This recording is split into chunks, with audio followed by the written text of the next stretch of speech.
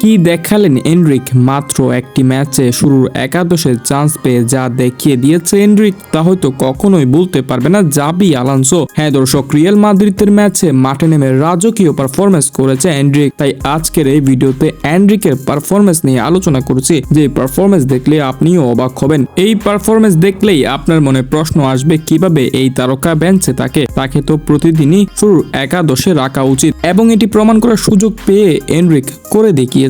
হ্যাঁ দর্শক, Copa del রের ম্যাচে রিয়াল মাদ্রিদের হয়ে শুরুর একাদশ থেকে মাঠে নামেন এনরিক, যেখানে এনরিককে জাবি আলোনসো তার মেইন পজিশনে খেলান, অর্থাৎ সিএফ পজিশনে মাঠে নামার সুযোগ পান এনরিক। তার পাশে লেফট উইং এ থাকেন এমবাপ্পে। এনরিক ম্যাচটিতে 77 মিনিট মাঠে থেকে 35 বার বল টাচ করেছেন, একবার বল ড্রিবলিং করেছেন এবং ম্যাচটিতে তিনি 3টি লং বল দিয়েছেন, যেখানে মধ্যে অ্যাকুরেসি লং বল ছিল 2টি, টোটাল শট নিয়েছেন 4টি এবং তার বল ক্রস ছিল 100%। সেই সাথে 5টি ডুয়েল জিতেছেন, 2টি চান্স ক্রিয়েট করেছেন, যেখানে মধ্যে ছিল 2টি বিগ চান্স ক্রিয়েট, কিন্তু দুর্ভাগ্যবশত ওই 2টি চান্স ক্রিয়েট এমবাপ্পে মিস করে। হ্যাঁ দর্শক, এনরিকে 2টি বিগ চান্স ক্রিয়েট মিস করে বসে এমবাপ্পে। যদি এমবাপ্পে ওই গোলগুলো দিতে পারতো তাহলে হয়তো এনরিকের নামের পাশে 2টি অ্যাসিস্ট যোগ হতো। এবং গতকাল রাতে এনরিক 77 মিনিট এমন পারফরমেন্স করাতে 7.3 রেটিং পেয়েছেন। যদি 2টি অ্যাসিস্ট হয়ে যেত তাহলে তার রেটিং 9 এর উপরে চলে যেত।